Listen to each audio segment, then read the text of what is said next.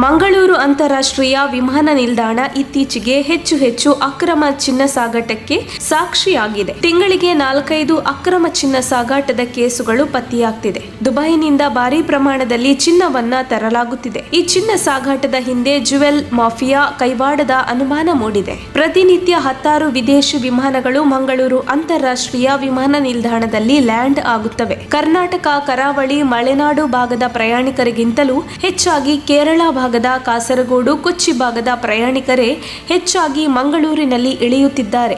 ಅದರಲ್ಲೂ ದುಬೈನಿಂದ ನಿತ್ಯ 100 ಕೇರಳ ಪ್ರಯಾಣಿಕರು ಬರ್ತಾ ಇದ್ದು ಮಂಗಳೂರು ಏರ್ಪೋರ್ಟ್ ಇವರಿಗೆ ಪ್ರಮುಖ ಕೇಂದ್ರವಾಗಿದೆ. ಅಧಿಕಾರದಲ್ಲಿದ್ದಾಗ ಲಿಂಗಾಯತ ವೀರಶೈವರ ನಡುವೆ ಕಂದಕ ಸೃಷ್ಟಿಸಿ ಒಡೆಯುವ ಶಪಥ ಮಾಡಿ ಅದರ ಹಿಂದೆ ಬಿದ್ದಿದ್ದ ಕೆಪಿಸಿಸಿ ಪ್ರಚಾರ ಸಮಿತಿ ಅಧ್ಯಕ್ಷ ಎಂಬಿ ಪಾಟೀಲ್ ಅವರಿಗೆ ರಾಜ್ಯದ ಅಭಿವೃದ್ಧಿಯ ಬಗ್ಗೆ ಯೋಚಿಸಲು ಸಮಯವಿರಲಿಲ್ಲ.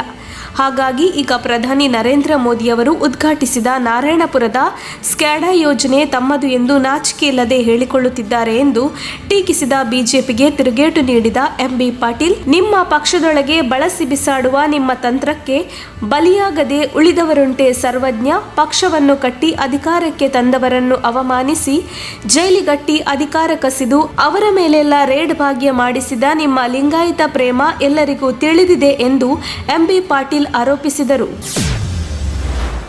ಕಳೆದ ವರ್ಷ ಕೇಂದ್ರ ಸರ್ಕಾರವು ಹಾಲಿಗೆ ಸರಕು ಮತ್ತು ಸೇವಾ ತೆರಿಗೆ ವಿಧಿಸಿದೆ ಎಂದು ಸುಳ್ಳು ಮಾಹಿತಿ ನೀಡಿ ಸುದ್ದಿಯಾಗಿದ್ದ ತಮಿಳುನಾಡು ಸಚಿವ ಎಸ್.ಎಂ. ನಾಸರ್ ತಿರುವಳ್ಳೂರಿನಲ್ಲಿ ದ್ರಾವಿಡ ಮುನ್ನೇತ್ರ ಕಳಗಂ ಕಾರ್ಯಕರ್ತರ ಮೇಲೆ ಕಲ್ಲು ಎಸೆದಿರುವ ಘಟನೆಯ ವಿಡಿಯೋ ಸಾಮಾಜಿಕ ಮಾಧ್ಯಮಗಳಲ್ಲಿ ವೈರಲ್ ಆಗಿದೆ. ಕುಳಿತುಕೊಳ್ಳಲು ಕುರ್ಚಿ ತರುವುದಕ್ಕೆ ವಿಳಂಬ ಮಾಡಿದ್ದಕ್ಕೆ ರೊಚ್ಚಿಗೆದ್ದ ಸಚಿವರು ತಮ್ಮ ಕಾರ್ಯಕರ್ತರ ಮೇಲೆಯೇ ಕಲ್ಲು ಬಿಸಾಡಿದ್ದಾರೆ.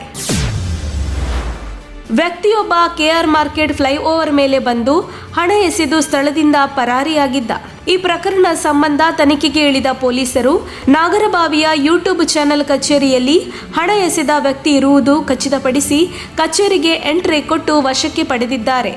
ಸದ್ಯ ಹಣ ಎಸೆದ ವ್ಯಕ್ತಿ ಅರುಣ್ ಎಂದು ತಿಳಿದು ಬಂದಿದ್ದು ಠಾಣೆಗೆ ಕರೆದೊಯ್ದು ವಿಚಾರಣೆ ನಡೆಸುತ್ತಿದ್ದಾರೆ.